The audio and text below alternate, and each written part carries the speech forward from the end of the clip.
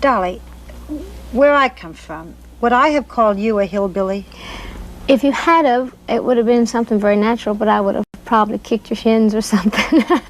No, actually. But when I think of hillbillies, am I thinking of your kind of people? I think you probably are. The people that grew up where I was were the ones that you would consider the little Abner people, Daisy Mae and that sort of thing. They took that kind of thing from people like us, but we were very proud people. People with a lot of class. It was country class, but it was a great deal of class. And most of my people were not that educated, but they are very, very intelligent. Good common sense, horse sense, we called it. Dolly, did you look like this when you were a kid?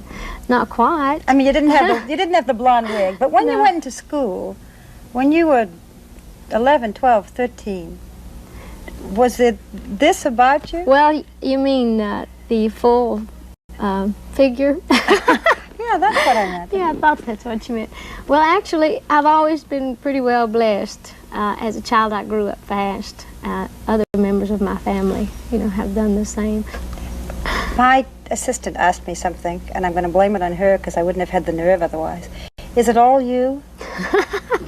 Well, I can't show you here right on television.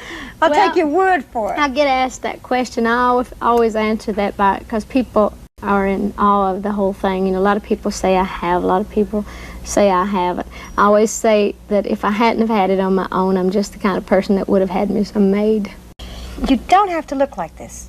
You're very beautiful. You don't have to wear the blonde wigs. You don't have to wear the extreme clothes, right?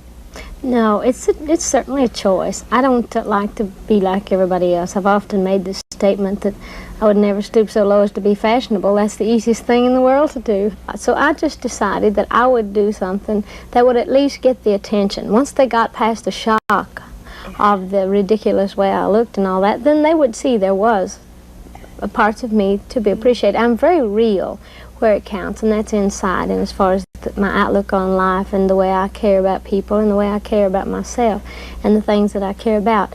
But I just chose to do this, and show business is a money-making joke, and I've just always liked telling jokes. But do you ever feel that you're a joke, that people make fun of you? Oh, I know they make fun of me. But actually, all these years, the people, has thought the joke was on me, but it's actually been on the public. I know exactly what I'm doing, and I can change it at any time. Or I make more jokes about myself than anybody, because I enjoy it. I know, like I say, I am sure of myself as a person. I'm sure of my talent. And to me, and I'm sure of my love and for life and that sort of thing. I'm very content. I like the kind of person that I am. So I can afford to piddle around and diddle around with makeups and clothes and stuff because I am secure with myself.